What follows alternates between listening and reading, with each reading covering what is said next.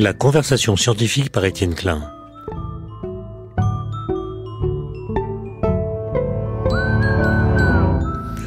Aujourd'hui, peut-on vraiment définir le temps ?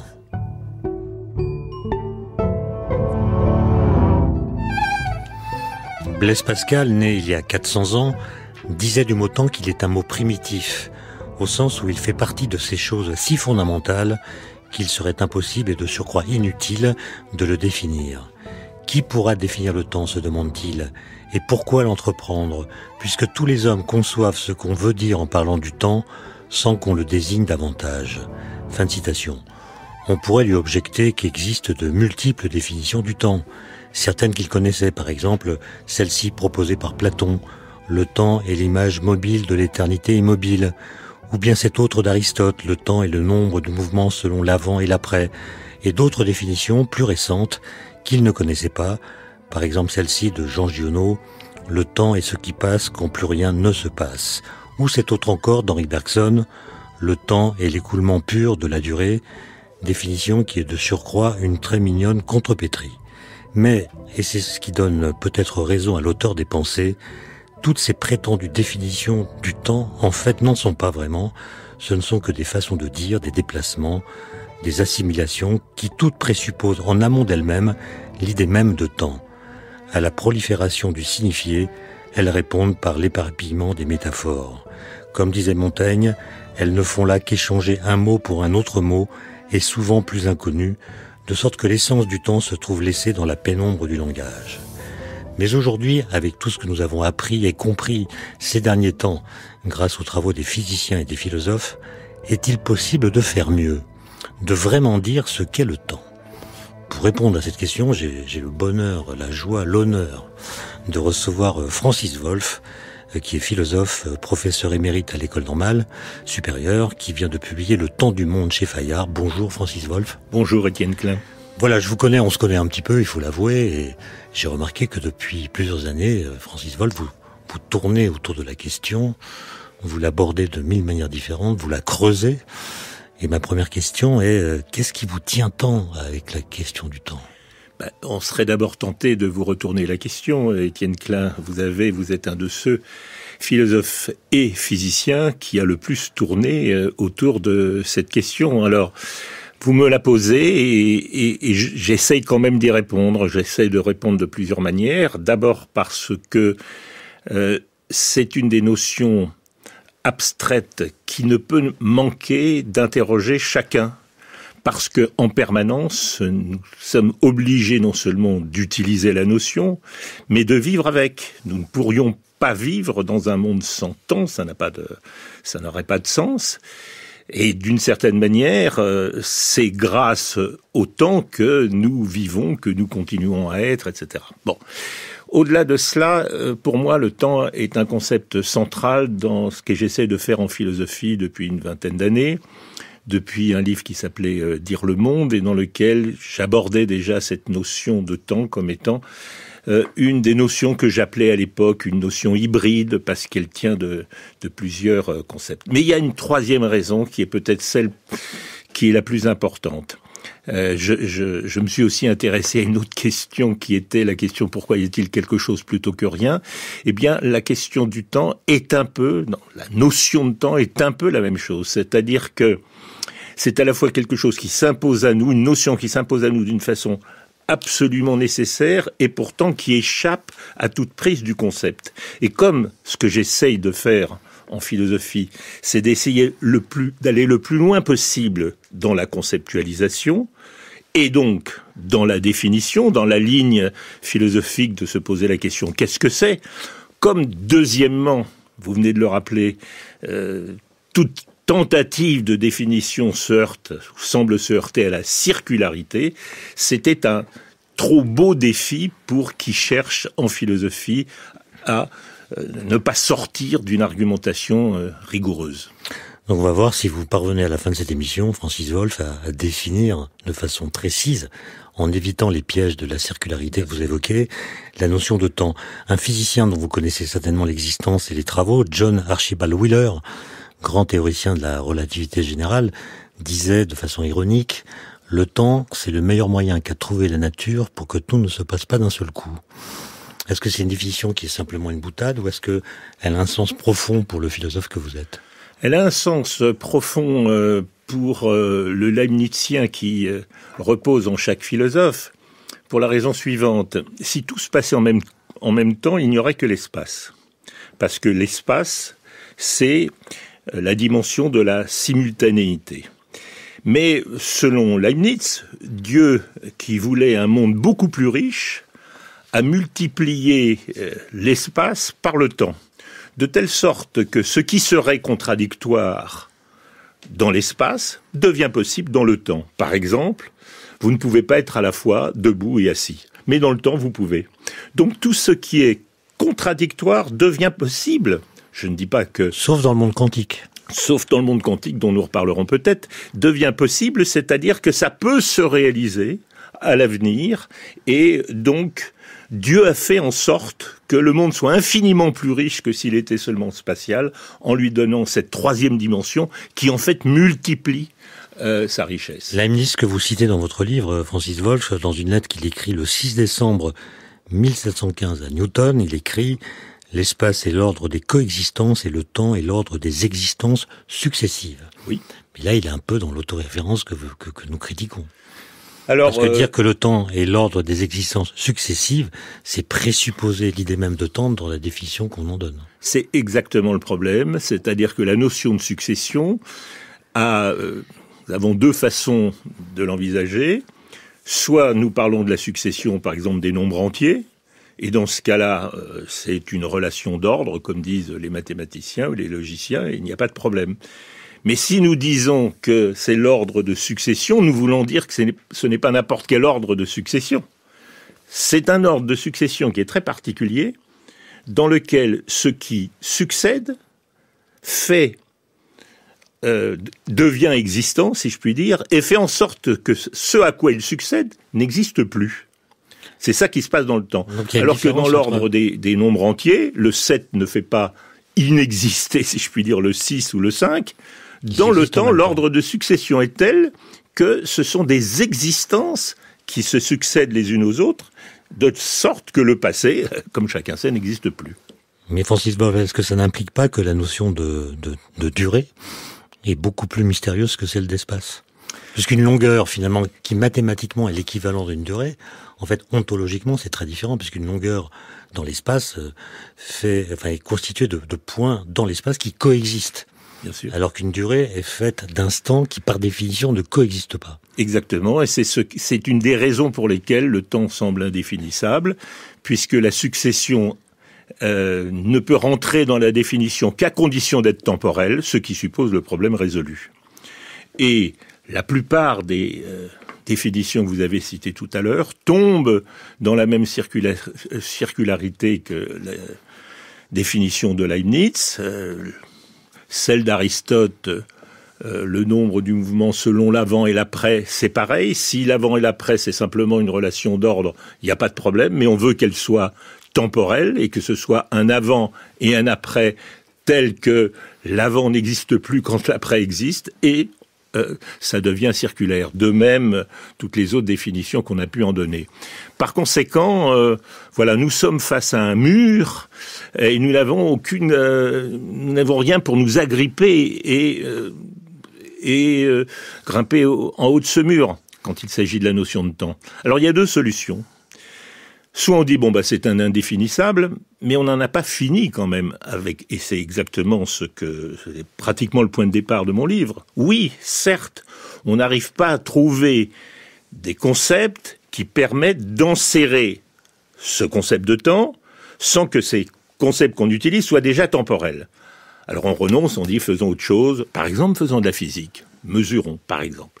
Mais il y a une deuxième solution qui consiste à se demander pourquoi cette notion-là est indéfinissable, et comment peut-on faire pour contourner la difficulté ? Comment peut-on faire pour passer de l'autre côté du mur si on ne peut pas l'escalader ? Et c'est ce que je me suis efforcé de faire dans ce livre. Mais alors vous êtes d'accord pour dire que, a priori, on ne peut pas définir le temps, mais est-ce qu'on peut se passer du mot temps ? Quand on est philosophe, ou même quand on vit simplement dans ce que vous appelez le monde, et sur lequel on reviendra tout à l'heure. Alors le mot, on peut toujours s'en passer, on peut toujours trouver des équivalents, mais on ne peut pas se passer des relations temporelles. On ne peut pas se passer soit de passé, présent, futur, nous y reviendrons, soit surtout de la relation plutôt plus tard. C'est-à-dire d'une relation telle que les choses paraissent exister successivement. C'est de l'usage nécessaire dans le langage courant de ces relations plutôt plus tard, avant-après, pour être encore plus simple, avant-après, que je tire tout ce que l'on peut dire, tout ce que l'on peut savoir du temps, du monde. Vous avez dit tout à l'heure, il y a quelques minutes, Francis Wolff, une phrase qui m'a pas plu. Ah bon ? Vous avez dit, soit on fait de la physique, c'est-à-dire on fait des mesures. Mais faire de la physique, c'est pas faire des mesures. Les physiciens ont également mathématisé le temps, c'est-à-dire bien sûr, en ont proposé une représentation abstraite, mathématique, la variable t, dans beaucoup de cas, qui est une sorte d'émancipation abstraite de l'idée de fleuve. J'avais bien l'intention de faire une petite provocation aux physiciens que vous êtes. Je ne peux pas la faire entièrement aux philosophes que vous êtes. Par conséquent, je reviens à l'objection. Les physiciens, bien entendu, ne se contentent pas de mesurer. C'est néanmoins, le temps est rentré dans leur besace, si j'ose dire, aux physiciens, à partir de Galilée, lorsque Galilée a été, pour la première fois, capable de mettre le temps dans une certaine équation qui était la loi de la chute des graves, comme on disait, de la chute des corps, c'est-à-dire l'idée extrêmement simple et finalement assez contre-intuitive, mais vraie, selon laquelle, la chute est proportionnelle au temps de chute et non pas à son poids, comme on croyait jusque-là, et comme on croit d'ailleurs spontanément. Et donc le temps est devenu une variable à l'intérieur d'une équation. Sauf qu'un physicien moderne ne dirait pas proportionnel au temps, mais à la durée. Sauf que parce que je vous l'accorde. Entre le si temps j'hésite à employer le mot de durée, c'est parce qu'il a pris pour les philosophes un tel poids à Bergson. Par rapport à Bergson que je préfère ne pas l'utiliser. Donc c'est à cause de Bergson que vous hésitez à parler de durée? Non, je veux bien parler de durée avec vous si on entend par durée le temps mesuré de tel point à tel point. Mais c'est dans un sens tellement différent que l'emploi Bergson que j'hésite à employer ce terme. On va essayer, Francis Wolff, de reconstruire votre raisonnement en citant les grandes étapes. Mais par exemple, vous faites remarquer que il y a des phrases que nous disons dont la valeur de vérité dépend du moment où on les dit. Oui. Par exemple, si je dis qu'il pleut, c'est peut-être vrai maintenant, en fait j'en sais rien, on est dans un studio opaque, mais peut-être qu'il pleut. C'est vrai maintenant, mais ça sera peut-être faux dans 2 heures. Oui. Puis il y a d'autres phrases comme Einstein est né après Galilée, qui est une phrase vraie aujourd'hui, qui restera vraie demain, etc. Bien sûr. Et qu'est-ce que cette distinction qui à vos yeux est en effet fondamentale, implique sur la façon de concevoir le temps? Alors si vous permettez, je vais d'abord ouvrir une parenthèse sur ces 2 façons de parler du temps, parce qu'elles ne sont pas simplement des façons de parler, elles renvoient à 2 concepts philosophiques qui parcourent toute l'histoire de la philosophie du temps. Et pour le simplifier, moi j'utilise, plutôt que d'utiliser d'abord des concepts très compliqués, j'utilise 2 images, qui sont l'image de la flèche, et je ne l'entends pas au sens de la thermodynamique de la flèche du temps, mais au sens banal, et le fleuve. Et je dis quelque chose comme ça, nous avons 2 façons de nous rapporter, et plus exactement d'imaginer le temps. Nous pouvons imaginer le temps comme lorsque le professeur qui fait un cours d'histoire vous parle de la succession des Bourbons. Alors il vous fait un schéma au tableau, et puis il met une flèche, il fait un axe, et puis il dit voilà, Henri IV, et puis bon voilà, et puis Louis XIV, Louis XV, Louis XVI, etc. Il met des points sur cet axe orienté. Ça, c'est ce que j'appelle le temps ordre, c'est-à-dire l'idée que le temps c'est une flèche. Là, qui déploie une chronologie définitive.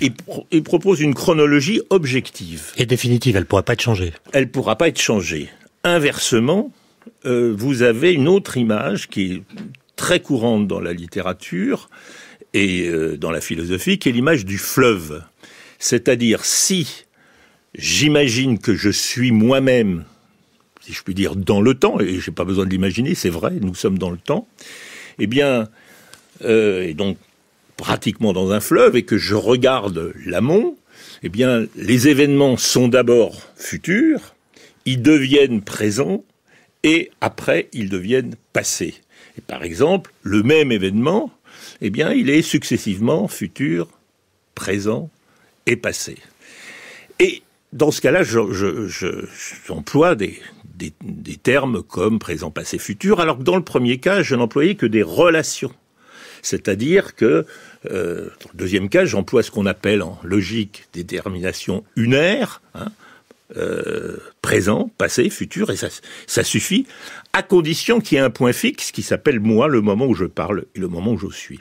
Eh bien, on peut dire que ce que j'appelle l'ordre, c'est-à-dire la flèche, ce que j'appelle le devenir, c'est-à-dire le fleuve, ça a été deux manières dont les philosophes, depuis au moins Platon jusqu'à aujourd'hui, ce sont les deux concepts qui se sont partagés.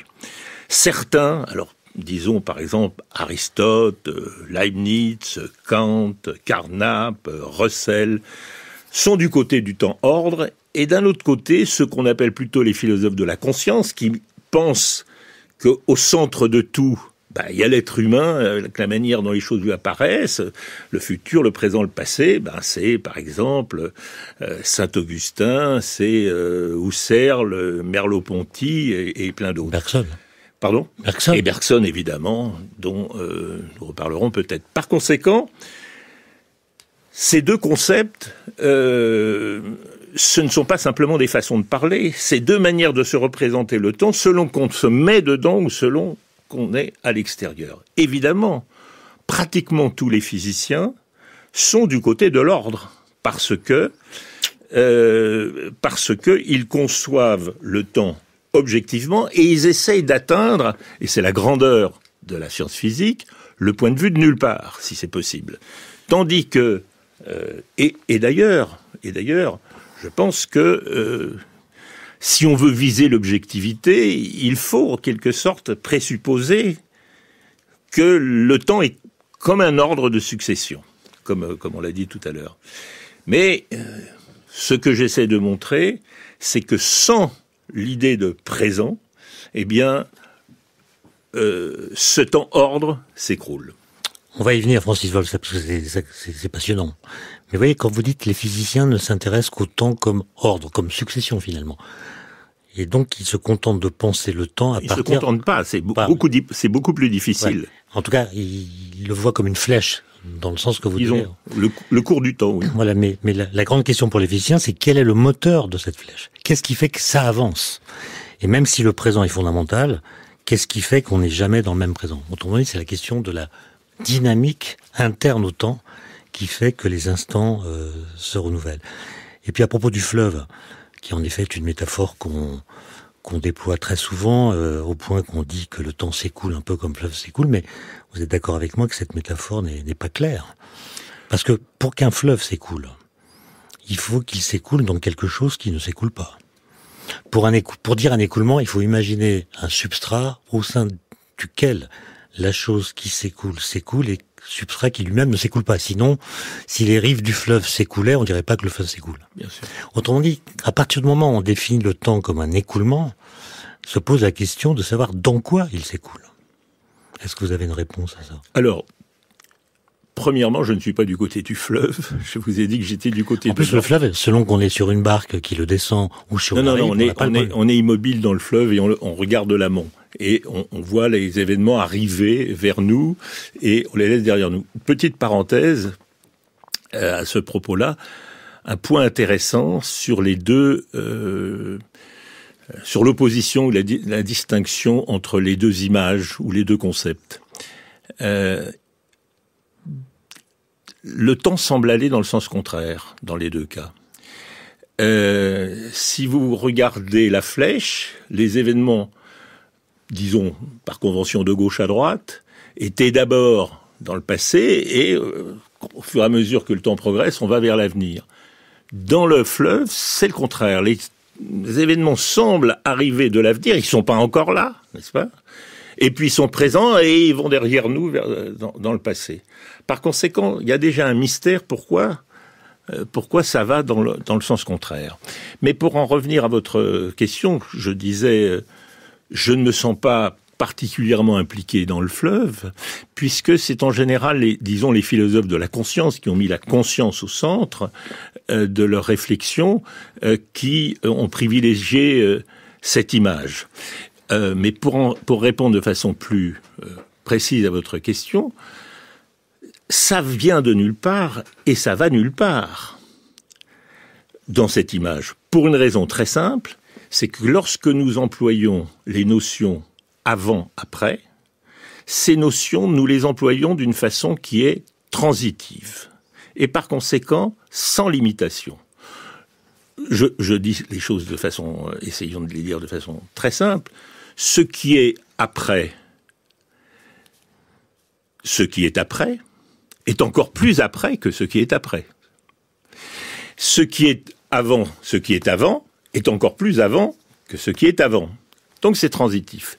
Et dans l'usage que nous faisons, ordinaire, et nécessaire, c'est pas simplement qu'on se trompe en parlant comme ça, c'est que c'est ça, pour nous, le temps, il n'y a pas de limite au temps.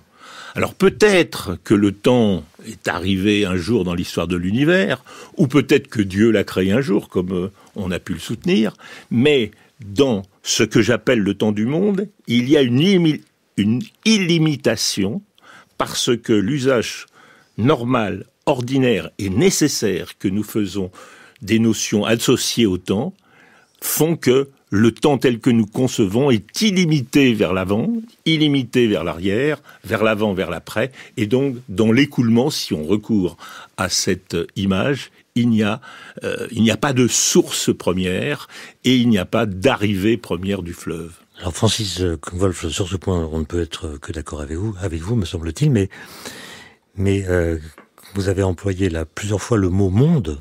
Oui. Que vous n'avez pas encore défini. Or, pour avoir lu attentivement votre livre, j'ai bien vu que vous aviez une définition du monde qui est assez particulière, en tout cas qui, pour un physicien, semble très très spéciale. Alors, j'ai une définition du monde qui est peut-être assez particulière, mais qui est au fond la même depuis très longtemps, donc je m'y suis habitué. Il faudra que mes lecteurs s'y habituent aussi. Non, Non, mais je pose la question pour les lecteurs, enfin les personnes qui écoutent et qui n'ont pas encore lu Dire le monde. Ils sont très très nombreux, mais pas peut-être qu'il y en a quelques-uns. Enfin, ils vont diminuer. Non, le monde, je le définis comme un ordre total et commun. Voilà, ça c'est une définition claire, c'est-à-dire que nous représentons le monde comme la totalité des choses qui existent. Voilà comment nous le représentons spontanément.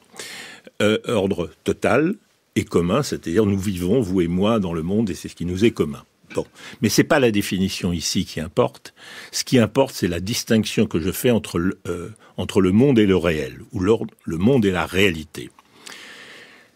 La science, c'est sa grandeur et c'est sa beauté, et particulièrement celle de la science physique, elle s'intéresse au réel. Bon, dans la physique, le réel dont il s'agit, particulièrement la cosmologie, eh bien, c'est l'univers. Bon, pour d'autres sciences, pour la biologie, c'est une autre réalité, c'est la vie, par exemple. Bon, et ainsi de suite. Chaque science ou chaque groupe de sciences je ne dirais pas qu'elle forge sa réalité, mais qu'elle a un objet réel, qu'elle essaye de conceptualiser et qu'elle essaye pour, quelque sorte, nous donner une connaissance du réel. Ce que je dis, c'est que nous ne vivons pas dans la réalité telle que la décrivent et telle que nous la font connaître les sciences, et particulièrement la physique. Pour le dire simplement, nous ne vivons pas dans l'univers. Nous vivons dans le monde, car dans l'univers, nous ne pouvons pas vivre, nous ne pouvons pas communiquer, nous ne pouvons pas... Je prends un exemple très simple. Vous et moi, Étienne Klein, nous sommes en train de parler, parce que je considère que vous êtes une personne à qui je m'adresse, et je me considère comme une personne à qui parle. Et voilà, je vois que cette bouteille est une bouteille, tout ça, c'est dans notre environnement, et c'est ce qui constitue, pour moi, le monde, et pour vous aussi, sinon, nous ne pourrions pas communiquer. Mais d'un point de vue physique, est-ce que vous êtes bien une personne ? Bien sûr que non, vous êtes Vous êtes peut-être simplement, comme on pensait il n'y a pas très longtemps, un tas d'atomes dans le vide. Du point de vue biologique, qu'est-ce que vous êtes? Vous êtes peut-être un tas d'acides aminés, vous êtes peut-être un groupe de cellules. Mais si vous êtes une personne, c'est parce que vous êtes une personne dans le monde. Donc le monde, ça n'est pas la réalité telle que nous l'a fait connaître les différentes sciences, c'est le monde qui nous permet de vivre, de communiquer, et pas simplement de vivre, simplement, et même de penser, car nous ne pourrions pas penser dans un monde dans lequel je ne serais qu'un tas d'atomes en mouvement dans le vide. Mais est-ce qu'en inversant votre raisonnement, Francis Wolff, on ne pourrait pas dire, donc à l'inverse, qu'on pourrait raconter toute l'histoire de la physique depuis, disons, Aristote jusqu'à aujourd'hui, en montrant comment elle a été une sorte de stratégie pour nous émanciper du monde particulier dans lequel nous sommes. Tout à fait. C'est-à-dire, nous sommes sur Terre, dans un champ de gravité, nous ne sommes pas dans le vide. Exactement. Nous avons des vitesses de déplacement qui sont très petites devant celles de la lumière, donc on peut prendre rendez-vous dans l'espace et se retrouver. Que du coup, on a appris à aller se faire voir ailleurs. Exactement, vous avez tout à fait raison, et c'est la grandeur de la science et de son histoire, et c'est aussi le fait que cette histoire n'est pas terminée, qu'elle continuera et qu'elle est sans doute indéfinie. C'est-à-dire que, en effet, ça j'ai tenté de le montrer dans un autre de mes livres, les sciences, c'est la recherche du point de vue de nulle part, c'est-à-dire nous émanciper de la relation subjective dans laquelle nous sommes. Cela dit, je ne conteste pas sa grandeur et je suis extrêmement respectueux des théories scientifiques, des concepts scientifiques et des éclairages que les connaissances scientifiques nous donnent sur le réel, mais je dis qu'il reste une place quelque part pour la rationalité, pour une rationalité qui s'efforcerait de simplement décrire rationnellement le monde dans lequel nous vivons et nous vivons nécessairement. Et si je dis ça, ce n'est pas simplement pour faire une petite place à la philosophie à côté des sciences, c'est aussi parce que je regrette que progressivement, la philosophie a perdu son mot à dire sur le temps. Et elle l'a perdu pour de bonnes raisons.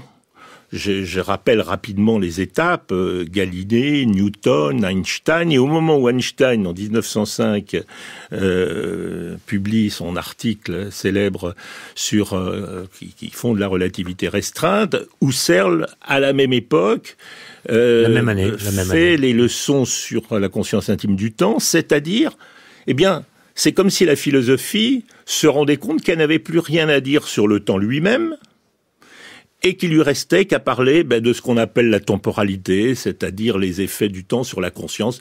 Laissons le temps aux physiciens. Et moi je dis, la physique... Mais est-ce que Husserl avait connaissance de l'article d'Einstein au moment où il a donné ses leçons? Non, il n'avait pas connaissance. Mais pourtant il avait rendu les armes déjà. Il avait rendu les armes parce que toute l'histoire, depuis Galilée, allait dans ce sens-là. Toute l'histoire allait dans le sens d'expulser la philosophie du champ de ces notions espace, temps, etc. Et c'est d'ailleurs ce qui s'est passé, grosso modo, dans l'histoire de la philosophie du XXe siècle. C'est-à-dire les philosophes les plus importants, du moins franco-allemands, se sont réfugiés dans la temporalité, comme d'ailleurs au XIXe siècle. Ils s'étaient réfugiés dans l'histoire. On ne pouvait plus parler du temps lui-même, mais on parlait du temps historique, aussi bien Hegel, Marx que Darwin. Voilà, ils parlaient du temps, de l'évolution de ces choses-là. Mais du temps lui-même, on sentait bien que c'était quelque chose qui nous échappait. Alors, je pense qu'il y a encore beaucoup de choses à dire sur le temps, à condition de dire qu'est-ce que nous entendons par temps quand nous utilisons des notions temporelles. Est-ce que c'est ça et je finis juste sur ce point. Et il me semble que même cet usage assez modeste de la philosophie pour éclairer ce que j'appelle le temps du monde peut être utile aux physiciens. Et c'est ce que vous appelez, Francis Wolff, la troisième voie.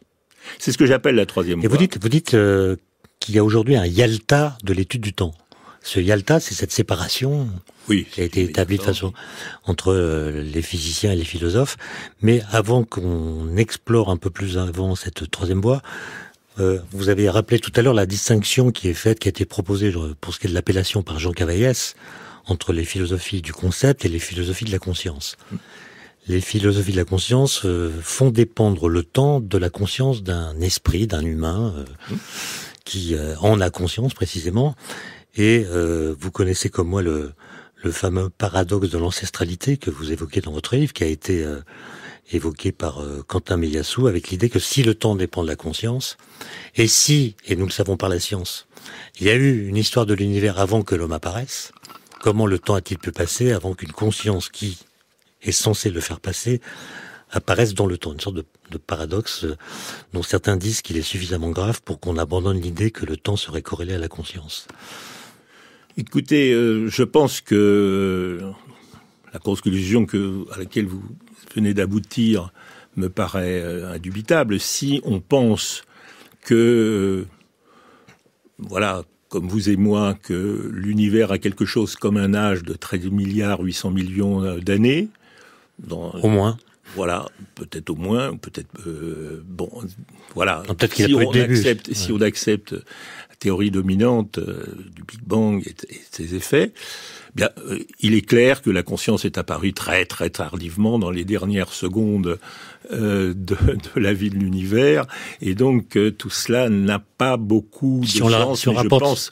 Je pense qu'il n'y a pas beaucoup, comment dirais-je, il y a énormément d'arguments qui militent pour dire que le temps ne dépend pas de la conscience. Ce que peut-être cela signifie pour ceux qui pensent que le temps dépend de la conscience, et il y a un cas particulier qui serait de Bergson, c'est que il s'intéresse à ce qu'on appelle en philosophie la temporalité, c'est-à-dire les effets du temps lui-même sur lequel on ne dit rien, sur la conscience, c'est-à-dire ce que ça provoque ce que l'on sait. C'est-à-dire que ça peut provoquer de l'ennui, de l'attente, du désir, de la crainte, etc., etc. Et tous ces effets existentiels, il est extrêmement important de les étudier, mais ça n'est pas l'étude du temps. Et ce que j'essaye de faire, je ne suis pas le seul, mais ce que j'essaye, entre autres, de faire, c'est de parler de ce qui est objectivement dans le monde, indépendamment de toute conscience, et de ce point de vue-là, je partage l'idéal des scientifiques, mais en me bornant au monde dans lequel nous sommes et dans lequel nous utilisons les notions temporelles. Mais alors, si je vous comprends bien, le temps du monde dont vous parlez, pour nous qui sommes dans ce monde, en relation les uns avec les autres dans ce monde, c'est le temps newtonien ? C'est exactement le temps newtonien. C'est exactement le temps newtonien, à une différence près, c'est que Newton le concevait comme une espèce de tuyau vide dans lequel se déroulent les événements, et je ne prends pas parti sur cette querelle newtonienne qu'on a appelée la querelle Newton-Leibniz pour savoir si le temps n'est qu'une relation entre événements ou s'il il serait comme une sorte de tuyau dans lequel viendraient prendre place les événements. Mais c'est vrai que nous vivons dans un temps newtonien et que dans le temps de Einstein, de Minkowski, ou de qui vous voulez, qui nous parle de ce qu'est la réalité du temps à l'échelle de l'univers, nous ne pourrions pas vivre parce que le monde deviendrait contradictoire.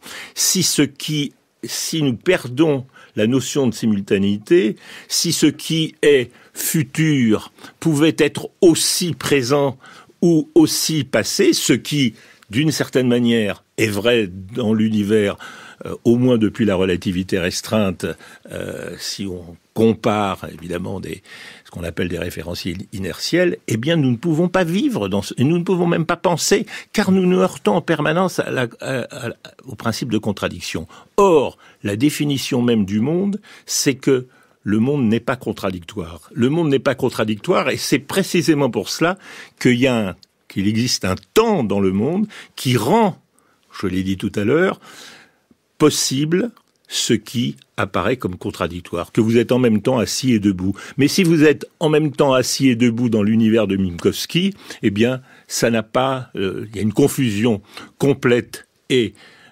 entre l'espace dans lequel nous vivons et le temps par rapport auquel nous vivons, et le monde s'écroule. Alors, si le temps... Là, on touche du doigt des questions délicates. Si le temps du monde est newtonien, comment expliquez-vous qu'il ait fallu attendre Newton pour le concevoir ? Alors, on n'a pas attendu Newton pour le concevoir. C'est comme si vous demandiez comment est-il possible que tout le monde parlait français et qu'il a fallu attendre la première grammaire française au XVIIIe siècle. Non, les gens n'ont pas attendu d'utiliser les notions temporelles du fait que Newton lui a trouvé déterminer un concept qui permettait en effet de comprendre ce que c'était que les relations avant-après. Cela dit, encore une fois, même Aristote vivait dans un temps, alors que ce n'est pas du tout sa définition du temps. Je ne dis pas que nous devons accepter la définition newtonienne du temps. Je dis que spontanément, nous vivons dans un temps newtonien et non pas dans un temps einsteinien, ni même dans un temps aristotélicien.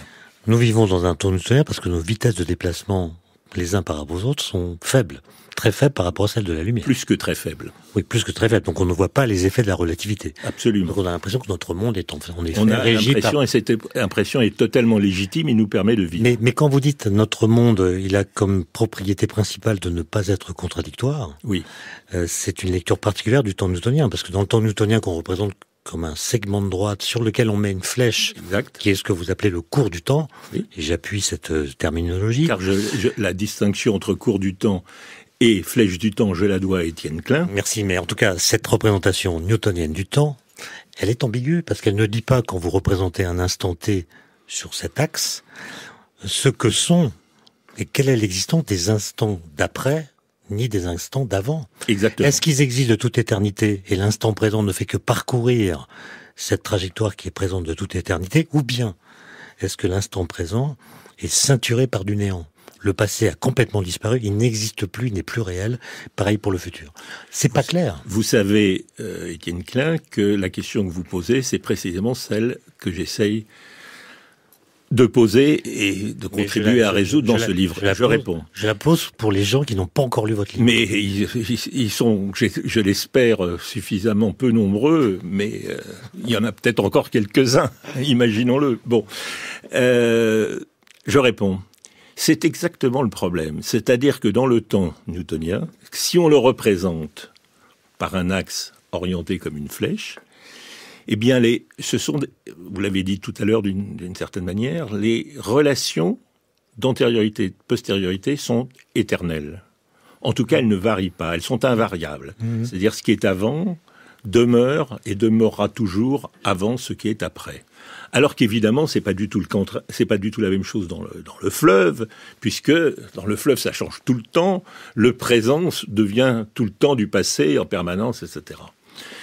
Autrement dit, le piège du temps-ordre, c'est l'éternité, si je puis dire. C'est-à-dire que ce qui existe en réalité, c'est quelque chose qui est la négation du temps. Tout cela est éternel puisque l'ordre des événements est une fois pour toutes posé. Et c'est un certain nombre de théoriciens de la physique qui tirent cette conclusion. Des gens qui parlent de platonie, des physiciens qui parlent de platonie, d'autres comme Carlo Rovelli, qui, voilà, une représentation du temps comme un ordre, et qui aboutit à cette idée qu'il y a forcément que tout cela est éternel, puisque cet ordre est invariable. Allons du côté du fleuve maintenant. Il y a un autre piège du côté du fleuve. C'est que la négation là encore, le fleuve... Dans le fleuve n'existe que ce qui est présent. Pourquoi ? Tout simplement parce que, comme disait Aristote, ce qui est futur n'existe pas encore et ce qui est passé n'existe déjà plus. Il nous reste donc que cette pointe d'existence qui est le présent, mais cette pointe d'existence est pratiquement réduite à néant. Donc dans les deux cas, nous arrivons à une contradiction. Contradiction. Dans le premier cas, nous ne pensons pas le temps, nous pensons l'éternité. Et dans le deuxième cas, nous ne pensons pas le temps, nous n'avons que le présent. Et c'est cet obstacle que j'essaie de contourner. Mais est-ce qu'on ne pourrait pas dire, même dans le cadre d'un temps newtonien, que les événements du passé, en fait, sont encore réels, mais ils existent ailleurs que là où nous sommes ? Et qu'en fait, c'est notre présence qui détermine ce qu'on appelle le présent, et que les événements du passé, finalement, ils sont toujours là, mais ailleurs que là où nous sommes.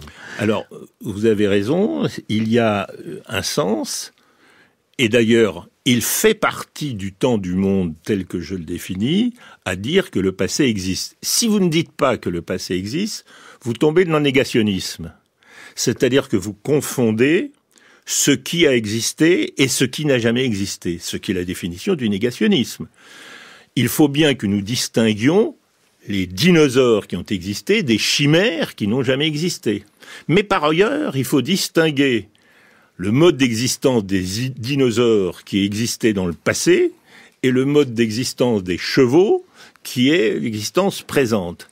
Et c'est là où, en effet, j'essaye de formuler, disons, quelque chose comme un nouveau concept d'existence qui permet de rendre compte à la fois de l'opposition entre être passé, c'est-à-dire ne plus être, et ne pas être, d'un côté, et d'un autre côté, autrement dit, le passé et le fictif, tout en rendant compte de ce qui n'est pas la même chose, c'est-à-dire le présent et le passé, ce qui existe actuellement de ce qui n'existe plus.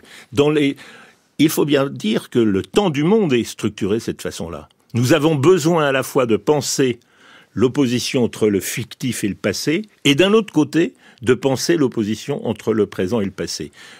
Et ça, c'est pour le temps du monde. C'est pour le temps du monde. Le temps de l'univers.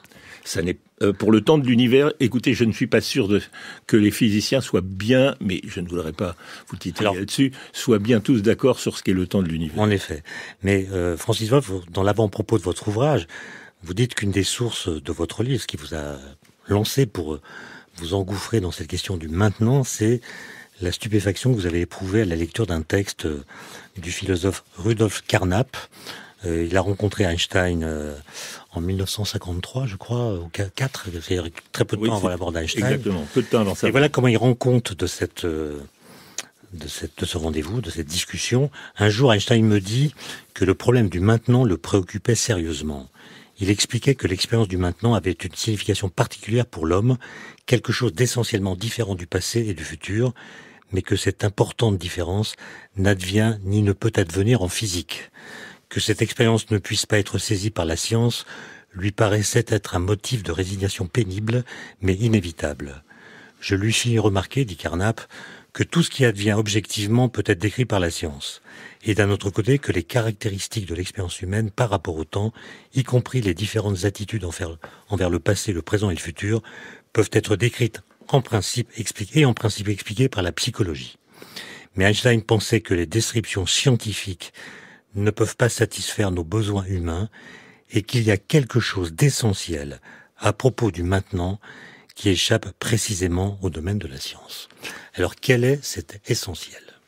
Alors, vous posez une question qui, en effet, a été le fil conducteur de mon livre, puisque c'est ce texte magnifique et un peu énigmatique, il faut bien dire, qui est dans l'autobiographie de Rudolf Carnap. Je peux expliquer, si vous voulez, c'est que en physique, tous les instants du temps sont équivalents, ont le même statut physique, oui, même s'ils n'existent pas ensemble. Mais mathématiquement, ils sont décrits de la même façon. La variable t ne dépend pas du temps. Le temps est la seule chose qui ne change pas au cours du temps, sa façon d'être. Et c'est ça que veut dire Einstein en disant que l'instant présent en physique, il a le même statut que les instants du passé, les instants du futur, et que finalement, pour qu'un instant appartienne au temps, il faut qu'il ait été présent à un moment, qu'il soit présent ou qu'il devienne présent. Alors, la lecture que vous faites de ce texte n'est pas tout à fait la mienne, mais c'est bien normal. N'est pas tout à fait la mienne parce que vous réduisez, si je puis dire, enfin, vous pensez à Einstein comme on penserait Leibniz ou comme comment dirais-je, comme s'il identifiait le présent et le maintenant, ce qui n'est pas ma lecture. Mais je voudrais auparavant voir si j'ai bien entendu, et si vous n'avez pas fait un lapsus en lisant, de résignation, vous avez dit paisible, je crois. Pénible. Alors, pénible, très bien, parce que j'avais entendu paisible. Ah non, excusez-moi, que cette expérience ne puisse pas être saisie par la science lui paraissait être un motif de résignation pénible. Mais inévitable. Pénible. En effet, il y a une peine dans cette... et il semble qu'Einstein dise il y a quelque chose qui échappera toujours à la science, ce que d'ailleurs Carnap conteste, Carnap le philosophe, qui est plus scientiste qu'Einstein là-dessus. Et Russell reprend cette idée qu'il n'y a rien qui échappe à la science, sauf qu'il y a deux sciences différentes. Et il y a la science physique qui explique ce que j'ai appelé l'ordre tout à l'heure, et il y a la science psychologique qui explique au fond la conscience du temps et le rapport que nous avons au temps, et donc le maintenant. Mais l'idée que Einstein, au fond, se range à cette idée que la physique, rien n'échappe à la science, et en particulier que le présent n'échappe pas à la science, n'est pas la lecture que j'ai faite. Et disons que j'ai pris au sérieux le caractère, comment dirais-je, de résignation pénible, c'est-à-dire qu'il y a quelque chose quand même à trouver dans le maintenant qui n'est pas de l'ordre de la connaissance scientifique, quelle qu'en soit la science. Ça a été un peu mon fil conducteur, et en effet, dans les derniers chapitres, j'essaye de rejoindre cette intuition d'Einstein sans prétendre l'avoir complètement éclaircie. Pour cela, je distingue en effet le maintenant et le présent. Ce qui est sûr, c'est que, au moins depuis Newton, et en tout cas depuis Einstein, les physiciens ont appris à se passer du présent, c'est-à-dire de l'idée que ce qui est présent, maintenant, a plus d'existence, entre guillemets, que ce qui est passé, car d'un autre point de vue, ou que ce qui est futur, parce que d'un autre point de vue, du point de vue d'un autre référentiel, par exemple, eh bien, ce qui nous apparaît comme n'étant plus, eh bien, est encore. Donc, ils ont éliminé le présent. Mais pouvaient-ils éliminer le maintenant? C'est ce que je ne pense pas, dans la mesure où j'essaie de montrer tout à fait à la fin du livre, c'est un peu le but du voyage, dans ce que j'appelle le moteur du temps, qu'il y a quelque chose qui s'appelle maintenant, qui n'est pas du tout la même chose que le présent. Alors, peut-être qu'il faudra laisser aux éventuels lecteurs le suspense de savoir comment j'y aboutis, mais pour le dire d'une façon, pour l'instant, assez schématique, je distingue deux sens du mot présent. Le présent que j'appelle indexical, c'est-à-dire ce que nous sommes en train de vivre maintenant, ça c'est le présent. Et celui-ci, en effet, il est très relatif à un point de vue qui est le nôtre. Il est local. Il est local, voilà. Et si j'avais vécu il y a 200 ans, ou si je vivais dans 200 ans, eh bien, nous n'aurions pas le même présent. Et il y a un autre présent que j'appelle non pas le présent indexical parce que c'est celui qu'on montre, qu'on peut montrer de l'index. Comme on dit ici même, on pourrait dire ce présent lui-même, voilà, ici et maintenant, comme on dit. Bon, et il y en a un autre qui naît du fait que l'on peut imaginer que sans conscience, sans personne dans le monde, eh bien le monde est dynamique. Si on suppose que le monde est dynamique, on suppose qu'il a le monde, je dis bien le monde. On suppose qu'il a à chaque instant un état qui est, si je puis dire, le dernier état auquel il parvient. Mais si je dis dernier état, c'est que je le compare au précédent. Or, si j'ai nié qu'il y eut quelque conscience que ce soit dans le monde, je ne peux pas parler du dernier état. Parce que le dernier suppose qu'il y en avait un avant, qu'il y en avait un après. Or, cette notion même suppose une mémoire, c'est-à-dire une conscience. La mémoire qu'il y avait quelque chose, qu'il n'y a plus, etc. Donc, il me semble que ce que j'appelle le maintenant, c'est un instant sans possibilité de mémoire. Et cet instant que j'appelle le maintenant, il a une particularité, c'est qu'il est sans cesse autre. Il obéit à ce que j'appelle le principe d'altérité. Le principe d'identité, c'est celui qui gouverne toutes les choses du monde. Vous demeurez vous-même, cette bouteille demeure elle-même, elle est elle-même, etc. Le monde entier est fait du principe d'identité sans lequel les choses, les personnes ou quoi que ce soit n'existeraient pas. Mais il y a une chose et une seule qui est le maintenant, qui n'est pas soumis au principe d'identité, qui est le principe d'altérité. C'est-à-dire qu'il ne peut être qu'à condition d'être autre. Et autre, mais autre que quoi? Autre que ce qu'il est. Et ça, c'est ce que j'appelle le maintenant. Bon, disons en simplifiant, et peut-être c'est le bout du voyage. Et il me semble que c'est peut-être quelque chose comme ça que voulait dire Einstein dans ce texte à la fois énigmatique et magnifique, et qu'il voulait le dire parce que ça ne contredit en rien aucune des théories de la relativité restreinte, de la relativité générale, ou et c'est valable dans quelle que soit la représentation qu'on se fait de l'univers, en tout lieu de l'espace-temps, il y a du maintenant, et il n'y a que du maintenant. Et donc le maintenant, il est finalement doté d'une, je ne sais pas si c'est le bon mot, mais d'une certaine épaisseur qui permet à la mémoire de le capter partiellement.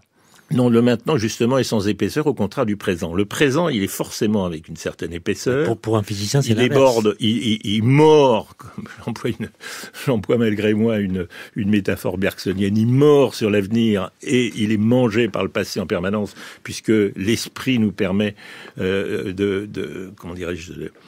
d'imaginer ce qui va venir et de se remémorer de ce qui vient d'arriver, mais dans la manière dont j'essaye de conceptualiser le maintenant, il est totalement sans épaisseur, c'est une coupe.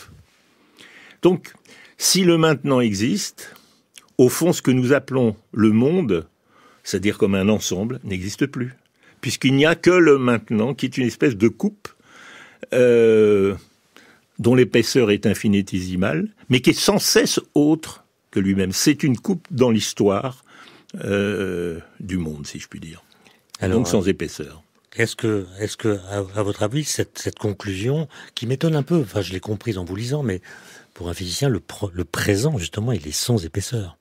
Et le maintenant, c'est au contraire un présent qui est épaissi, qui contient une sorte de rémanence du passé, une préfiguration du futur, de sorte que c'est celui qui advient lorsque, par exemple, on entend un morceau de musique, et que finalement, quand on entend une note, on garde la mémoire de la note précédente, et puis on attend la note suivante. C'est exactement ce que j'appelle le présent. Alors, c'est exactement ce que j'appelle le présent, c'est-à-dire que le présent, en effet, il a toujours une certaine épaisseur.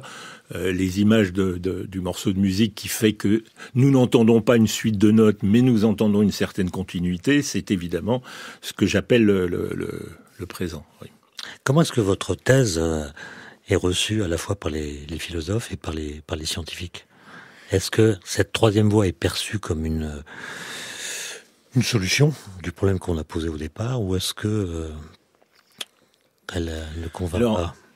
Je n'ai pas la prétention d'offrir la solution aux différents problèmes posés par le concept de temps. J'ai l'impression, j'ai le sentiment tout au plus d'ouvrir ou de participer à une troisième voie qui est possible, mais qui est une voie strictement philosophique. Je cite Aristote, Leibniz, Kant et tout. Héraclite. Oui, un peu, mais aussi j'essaye de citer un certain nombre de physiciens contemporains. J'ai d'ailleurs une certaine sympathie pour Lys Moline, qui est un des rares grands physiciens qui, un peu isolément, mais vous pourriez peut-être me le dire, un peu isolément, oui, au fond, continue de soutenir, et ça m'a fait plaisir de trouver ça sous sa plume, qu'il y a quelque chose de sous-jacent à tout ce qui nous paraît faire disparaître le temps, en théorie de la relativité ou en mécanique quantique, et qu'il y a quand même un temps plus fondamental qui continue d'exister, et ce temps n'est pas tellement éloigné du temps newtonien, finalement. Francis Wolff, vous êtes d'accord pour dire qu'on ne se baigne jamais deux fois dans le même fleuve ? Ça dépend, on peut s'y baigner une fois, 2 fois ou 3 fois. Bon, Héraclite. Et en fait, il me semble que l'anagramme de cette phrase coïncide avec votre thèse. Ah, je suis heureux. L'anagramme de « on ne se baigne jamais deux fois dans le même fleuve » qui a été trouvé par Jacques Péry-Salkov, c'est, et vous me direz si vous êtes d'accord, « la vague sans fin modifiée emmène nos jeux de sable ». C'est très beau. Voilà. Mais alors, je vous propose une autre énigme. Après les chroniques d'Alexandra Delbo avec Science, que nous allons retrouver tout de suite. Aujourd'hui, on s'intéresse à l'origine des galaxies ultra compactes. Parce que quand on parle de galaxies, on fait souvent référence à leur forme, spirale, elliptique, lenticulaire ou irrégulière, quand on ne sait pas trop dans quelle catégorie les ranger. Vous avez forcément des images en tête, mais cela ne représente pas l'intégralité de notre bestiaire galactique. En réalité, la plupart des galaxies sont très petites, 100 à 1000 fois moins massives que notre Voie lactée par exemple. Elles contiennent beaucoup moins d'étoiles et sont moins étendues. On les appelle des galaxies naines. Et au sein de ces galaxies peu étendues, il y a une catégorie qui intrigue les scientifiques depuis sa découverte il y a une vingtaine d'années. Ce sont les galaxies ultra-compactes. Pierre-Alain Duc est directeur de l'Observatoire astronomique de Strasbourg. Alors, il se trouve que les astronomes, ils aiment bien les termes ultra. Donc, il y a des galaxies qui sont ultra compactes et des galaxies naines qui sont ultra diffuses. Alors, on parle de ultra quand on a une catégorie d'objets, en fait, qui ont des propriétés qui sont un petit peu différentes de la majorité des objets, des propriétés qui dévient des règles générales. Alors, les galaxies ultra compactes, en fait, elles sont très particulières parce que elles ont des toutes petites tailles, mais avec une grande concentration de lumière, donc une grande concentration d'étoiles. Et c'est des galaxies, en fait, qui pendant longtemps ont été pris pour des étoiles. Elles sont tellement compactes, elles sont tellement petites pendant longtemps, on a cru qu'il s'agissait simplement d'étoiles et qu'on a été capable de mesurer la distance. On s'est aperçu qu'il ne s'agissait pas d'étoiles, mais ce sont des regroupements d'étoiles.